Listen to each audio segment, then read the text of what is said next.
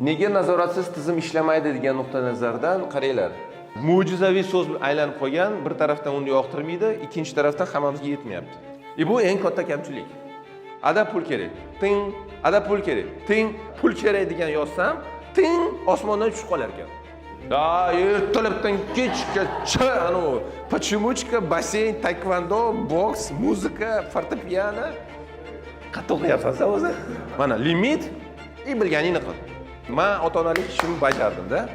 Ekonomiya qilishga nazorat nuqtalarini qo'yapsizmi yoki ko'paytirishga va fikrlashga ko'p nazorat nuqtalarini qo'yapsiz? Nega nazoratsiz tizim ishlamaydi degan nuqtai nazardan qaranglar. Nazorat bo'lmasa vazifalar yo'qoladi, muddatlar buziladi, javobgarlik suyuladi. Hammamizda bo'layotgan ish mana shu aslida.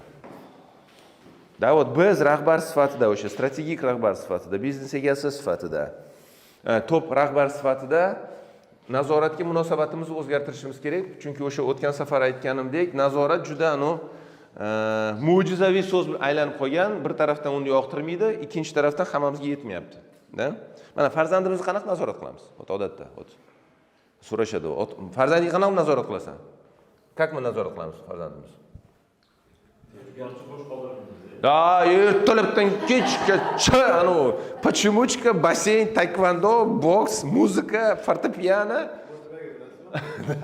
Bu o'zimizga komfort zona yaratish uchun men farzandimni hamma vaqtini Tipa kavычкада. Da. liniyada deb o'ylaymiz-da. Deb o'ylaymiz. Shunaqa. Это успокоение o'rtoqlar. Pulga успокоение. Men farzandimni ustozga berib qo'ysam-da, taekvondo ustozi bor, fortepiano ustozi bor, xitoy tili ustozi bor. Sho, men nazoratda o'shyapman, uni sho, men ota-onalik ishimni bajardim-da. Na samom деле o'sha xuddi shu masalalar oilada bo'layotgan, farzandlar bilan bo'layotgan narsa, ishxonadagi narsalar ham, kстати, uydan nazorat ilmimizni ishxonaga ko'tarib kelamiz, и думаем, так. Cho'tta bolalar bo'sh o'tirishibdi. Ombor bo'sh, karachi bo'sh. Resepsionda qiz jerikib o'tiribdi. Call center nimagadir ishlamayapti. Sotuvchilar nimagadir hali ham soat 11 bo'ldi, hali ham ofisda o'tirishibdi. Nima xayolingiz kelyapti? Nimadir qilish kerak. Nima qilish kerak? Tepish kerak. Yaxshilab so'kib tepish kerakki, что ularda xuddiki ishi kamayib qolgandir. Но это не nazorat. Конечно, bu не nazorat. Нормальный nazorat bo'lish uchun birinchi bu o'zimizdan aniqlik kelish kerak. Va nazorat nuqtalari deganda bu tizimli boshqaruvning asosiy elementlari bo'lib, qarang, nazorat nuqtalari. Вот to'g'risini aytsam, men o'sha 3 ta farzand otasi bo'lganligi uchun juda yaxshi bilaman, nazorat nuqtalarim yo'q farzandlarim bilan. И bu eng katta kamchilik. У нас есть иллюзия процесса, но nazorat nuqtalarimiz juda kam. Sizda bo'lishi mumkin, menda yo'q. Menda yo'q-da. Menda o'g'lim bilan o'tgan yildan boshlangan bitta nazorat nuqta tug'ildi, esimga tushdi. Moliyaviy nazorat nuqtasi paydo tushdi. Har hafta moliyaviy hisobot topshiradi menga. Mendan qancha pul oldi?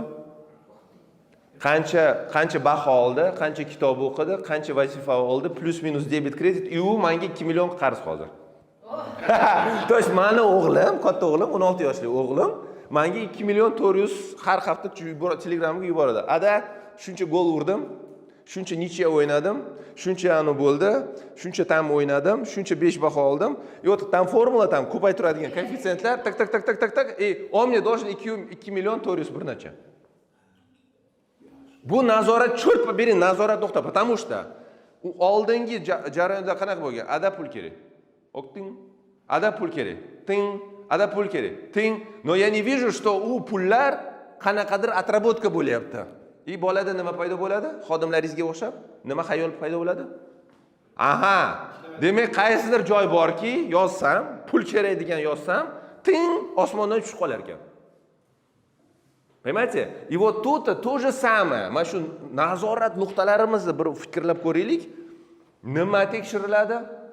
Qachon tekshiriladi va qaysi mezonlar bo'yicha? Mana shu 3 ta narsani farzandingiz bo'ladimi, ishchingiz bo'ladimi, zamingiz bo'ladimi, karachi bo'ladimi degan nuqtai nazardan mana shu 3 ta narsa bo'lmasa nazorat yo'q degani o'rtoqlar. Вот просто сейчас проанализируйте, eslab ko'ring. Mana hozir ishlayotgan xodimlaringiz bilan nima tekshiriladi? Kelishib olinganmi? Yozma желательно. Qachon tekshiriladi? Siz kayfiyatingiz borligidami? Sizni vaqtingiz borligidami?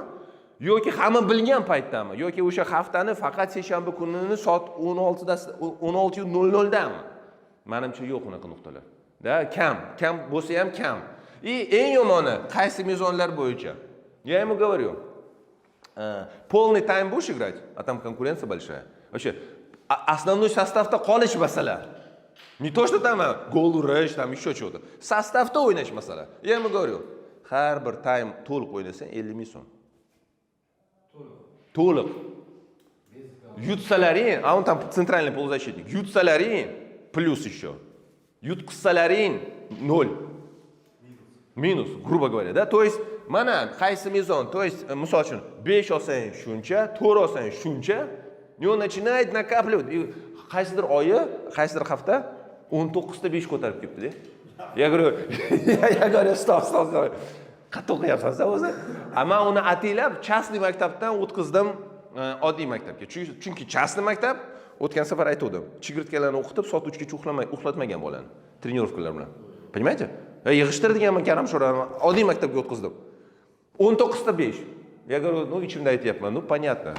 Идеальный, nima deydi? Идеальный robot deb bu. 19 ta 5 degani, birinchi haftasiga 19 ta 5 olish bu degani o'qituvchini hamma aytgan gapini oxirgi nuqtaga chiqib kelgan-da bu bola. От А до Я. Я говорю, ага, понятно. Demak, men uni kamaytirishim kerak. Интерес kerak emas. У него в голове так, 19 ta 5, ko'paytiruv 50 ming. Там такая сумма, да?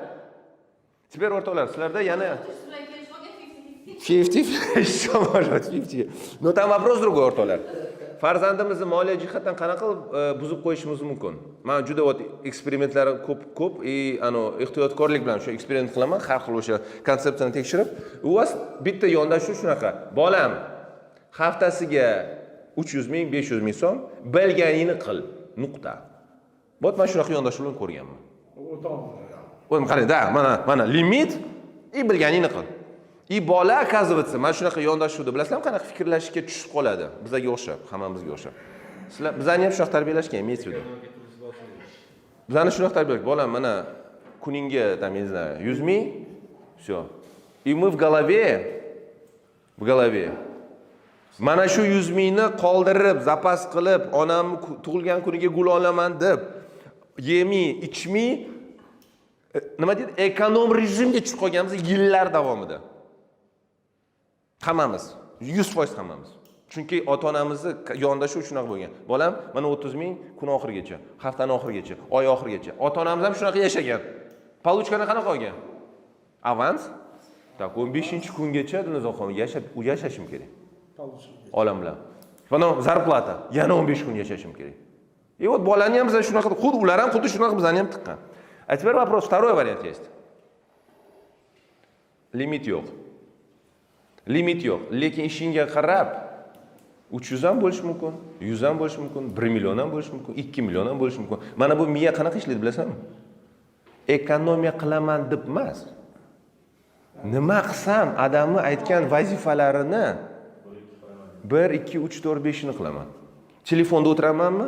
Bekorchilik qilamanmi? PlayStation o'ynayman yoki odam aytgan vazifasini bajaramanmi? И вот этот xodimlaringizda ham, o'zingizda o'sha farzandlaringizda mana shu masalani prosta o'ylab ko'ringlar. Hozir siz qanaqa nazorat nuqtalarini qo'yapsiz? Ekonomiya qilishga nazorat nuqtalarini qo'yapsizmi yoki ko'paytirishga va fikrlashga ko'p nazorat nuqtalarini qo'yapsizmi? Вот это просто задумайтесь. Bu ikkita farq, ikkita juda katta farq. Da? Поэтому mana shu 3 ta narsasiz, mana dushanba kuni borasiz ishxonada, birinchi to'xtashgan odamingiz, jahli chiqargan odamingiz o'zingizga savol bering. Jahlim chiqyapti, chunki qaysidir ish qilmagan.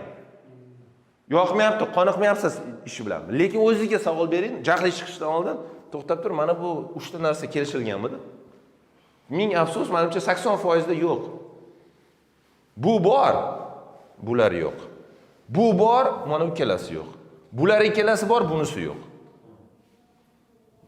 Bunisi yo'q. Да? Так что mana shu nazorat nuqtai nazaridan вот для себя поставьте вот задачу. Вот to'qnashyapsiz nuqta bilan, yoqmayaptimi, ichingiz qaynayaptimi? To'xtab tur. Вот pauza возьми, mana shu 3 ta savol bering o'zingizga.